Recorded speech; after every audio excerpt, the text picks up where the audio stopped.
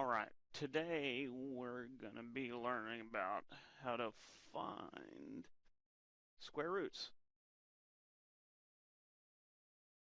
Alright, let's take a look at our vocabulary. Today, our vocabulary is principal square root, which is the non-negative square root of a number. Okay, and the perfect square is a square of a whole number, which you'll see what the perfect square is whenever we get to a couple of those. All right, let's take a look at our first screen here. It says find the two square roots for each number. Well, remember, square root looks something like this.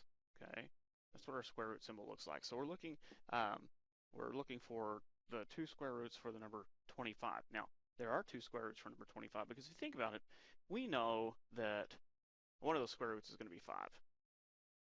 Okay, we know that because 5 times 5 is 25. But we could ask ourselves, what other two numbers multiplied together equal 25? Well, also negative 5, right? I mean, think about it. What is negative 5 times negative 5? It's positive 25. Okay, so basically what we should be coming to the conclusion is we cannot have a negative number inside of my square root box. Like if this were a negative 25, that would be impossible because there's no number that we can multiply times itself to equal a negative 25. Okay, let's take a look at letter B. Square root of 144. Well, again, we know that 12 times 12 is 44.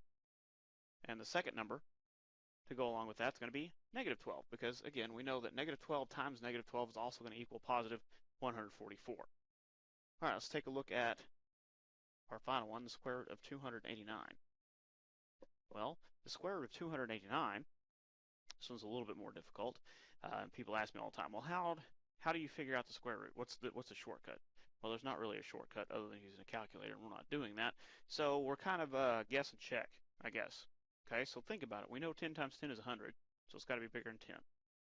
We know that 20 times 20 is 400, so it's got to be smaller than that. We know that 15 times 15 is 225, so it's got to be larger than 15, smaller than 20. So that only leaves us with 16, 17, 18, and 19.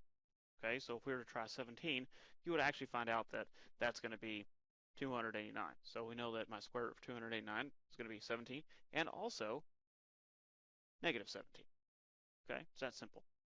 All right, let's move on to our next slide. All right, so it says evaluate the expression 3 times the square root of 36 plus 7. Okay, really what this is saying is it means 3 times the square root of 36 plus 7. Well, we need to solve for our square root here first. Okay, so we can get that into a number that we can actually work with. Well, what times itself equals 36? Well, I'm going to say 6 times 6 equals 36. So we have 3 times 6 plus 7. Okay? So now we have to do our order of operations. 3 times 6 is going to be 18. Plus 7 is going to give us, 23? So our answer for that's going to be 23. Now you might be asking yourself, well, how do we know, Mr. Connor, this 36 up here, the square root of 36 isn't going to be negative 6? Well, typically whenever you're working with something like this, if they want that to be negative, they would put a negative outside of your square root symbol. Okay, so 23 is going to be our answer. Now, let's say, what would it be if it was negative? Well, 3 times 6 would change that to negative 18 plus 7. That would give us what? Negative 11? Okay, so I would probably take that answer as well, but not terribly difficult. All right, let's take a look at our next one. Oh, this is a good one. Okay, on these that have a fraction inside of your square root symbol, okay, basically what it's asking us for is it's asking us for the square root of 25 over the square root of 16. Okay, well, we know the square root of 25 is going to be 5, and we know the square root of 16 is going to be 4. Okay, so this is really going to be 5/4 plus 3/4. Now, once we have that, now we can solve it like we normally would.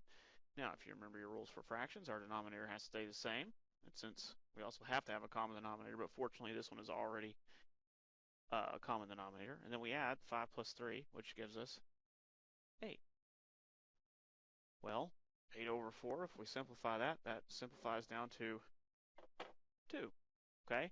Now, remember about this fraction right here, because we will have quite a few like that on your homework this evening.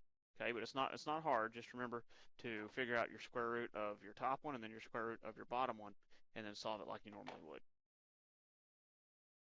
All right, that's all we have.